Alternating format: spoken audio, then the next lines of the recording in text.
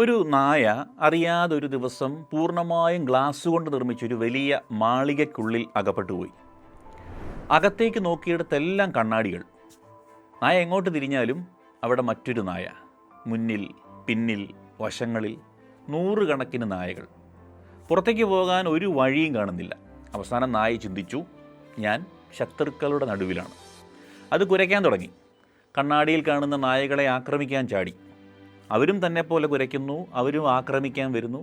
രാത്രി മുഴുവൻ നായ പോരാടി.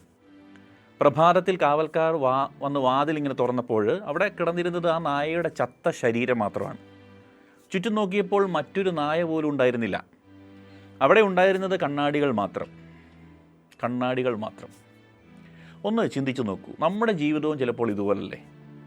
നമ്മൾ പുറത്തുള്ള ലോകത്തോട് യുദ്ധം ചെയ്യുകയാണെന്ന് കരുതും. പക്ഷേ പലപ്പോഴും നമ്മൾ യുദ്ധം ചെയ്യുന്നത് നമ്മുടെ തന്നെ ചിന്തകളോടാണ്. അവൻ എന്നെ ഇഷ്ടപ്പെടുന്നില്ല, അവൾ എന്നെ വേദനിപ്പിക്കും, എനിക്കിത് ചെയ്യാൻ കഴിയില്ല, ഞാൻ തോൽക്കും, അവർ എന്നെ ഉപേക്ഷിക്കും. ഇങ്ങനെയുള്ള ചിന്തകൾ കൊണ്ട് മാത്രം നമ്മൾ എത്ര ബന്ധങ്ങളാണ് നഷ്ടപ്പെടുത്തിയത്? തോൽക്കുമെന്ന ഭയത്തിൽ എത്ര അവസരങ്ങളാണ് നമ്മൾ തന്നെ ഉപേക്ഷിച്ചത്? ആരും നമ്മളെ വെറുക്കുന്നില്ലെങ്കിലും വെറുക്കുന്നുവെന്ന് കരുതി എത്ര മനുഷ്യരിൽ നിന്ന് നമ്മൾ അകന്നുപോയി? പലപ്പോഴും നമ്മുടെ ഏറ്റവും വലിയ ശത്രു നമ്മുടെ ചുറ്റുമല്ല, നമ്മുടെ ഉള്ളിലാണ്. കണ്ണാടി ഒരിക്കലും നമ്മളെ ആക്രമിക്കുന്നില്ല.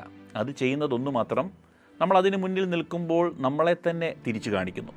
അതുകൊണ്ട് ലോകം മുഴുവൻ നമുക്കെതിരെ നിൽക്കുന്നു എന്ന് തോന്നുന്ന ഒരു നിമിഷം ഒന്ന് നിശബ്ദമായി കണ്ണാടിയിലേക്ക് നോക്കൂ.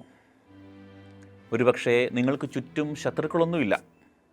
നിങ്ങളുടെ ഭയത്തിൻ്റെ പ്രതിഫലനം മാത്രമായിരിക്കും അവിടെ.